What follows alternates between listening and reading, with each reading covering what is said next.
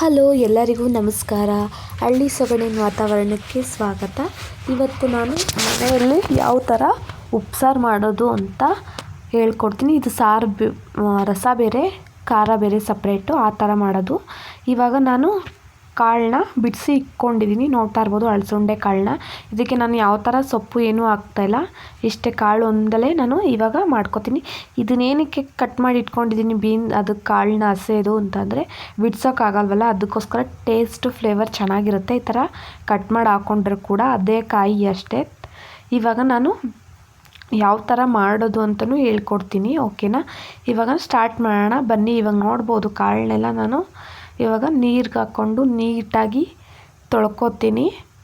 ನಾನು ಇವಾಗ ಬಿಸಿನೀರನ್ನ ಕಾಯಕ್ಕೆ ಇಕ್ಕಿದ್ದೀನಿ. ಏನಕ್ಕೋಸ್ಕರ ಅಂದರೆ ಒಂದೊಂದು ಟೈಮ್ ಹುಳ ಇರೋ ಚಾನ್ಸಸ್ ಇರುತ್ತಲ್ವ, ಅದು ನೀರಲ್ಲಿ ಹಾಕಿದ ತಕ್ಷಣ ಮೇಲ್ಗಡೆ ಬರುತ್ತೆ. ಅದಕ್ಕೋಸ್ಕರ ನೀರನ್ನ ಕಾಯ್ಸೋಕೆ ಇಟ್ಕೊಂಡಿದ್ದೀನಿ. ಒಂದೊಂದು ಚಿಕ್ಕ ಚಿಕ್ಕ ಹುಳ ಇರುತ್ತೆ, ಅದು ಕಾಣಲ್ಲ ಕಣ್ಣಿಗೆ. ಅದಕ್ಕೋಸ್ಕರ ಬಿಸಿನೀರು ಹಾಕ್ಕೊಂಡು ತೊಳ್ಕೊಳ್ಳೋಣ. ಯಾವುದೇ ಹುಳ ಇದ್ರೂ ಮೇಲ್ಗಡೆ ತೇಲುತ್ತೆ, ಅದಕ್ಕೋಸ್ಕರ ಅಷ್ಟೇ. ಇವಾಗ ನೀಟಾಗಿ ತೊಳ್ಕೊತಾ ಇದ್ದೀನಿ ಕಾಳನ್ನು ಕೂಡ. ಕಾಳು ತೊಳ್ಕೊಂಡ ನಂತರ ಅದೇ ಬೌಲ್ಗೆ ನೀರನ್ನ ಕಾಯಕ್ಕೆ ಇಕ್ಕಿದ್ದೀನಿ. ನೋಡ್ತಾ ಇರ್ಬೋದು ಕುದೀತಿದೆ. ಇದಕ್ಕೆ ನಾನೀಗ ಕಾಳನ್ನ ಆ್ಯಡ್ ಮಾಡ್ಕೊತೀನಿ.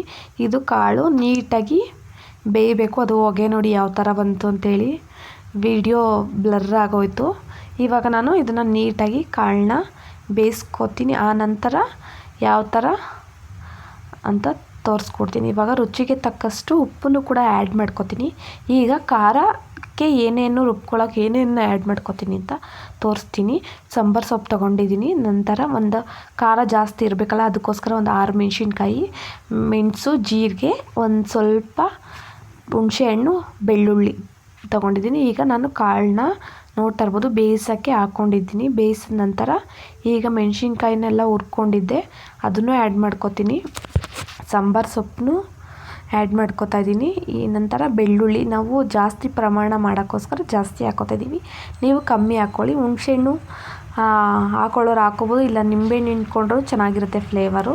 ಈಗ ಜೀರಿಗೆ ಮತ್ತು ಮೆಣಸನ್ನು ಕೂಡ ಆ್ಯಡ್ ಮಾಡ್ಕೊತೀನಿ. ಈಗ ಇದಕ್ಕೆ ಬೇಯಿಸಿದ್ದೀವಲ್ವ ನಾವು ಕಾಳನ್ನ, ಅದನ್ನು ಕೂಡ ಹಾಕ್ಕೊತಾ ಇದ್ದೀನಿ.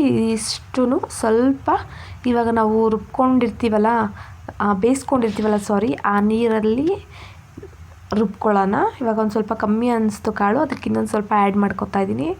ಇದನ್ನ ಇಷ್ಟೂ ಸೇರಿ ಇವಾಗ ನಾನು ರುಬ್ಕೊತೀನಿ. ನೋಡ್ತಾ ಇರ್ಬೋದು ನೀರು ಹಾಕ್ಕೊತೀನಿ ಸ್ವಲ್ಪ, ಅಷ್ಟು ಜಾಸ್ತಿ ನೀರು ಮಾಡಿಕೊಂಡ್ರೆ ಚೆನ್ನಾಗಿರಲ್ಲ, ಗಟ್ಟಿಯಾಗೇ ಇರಬೇಕು.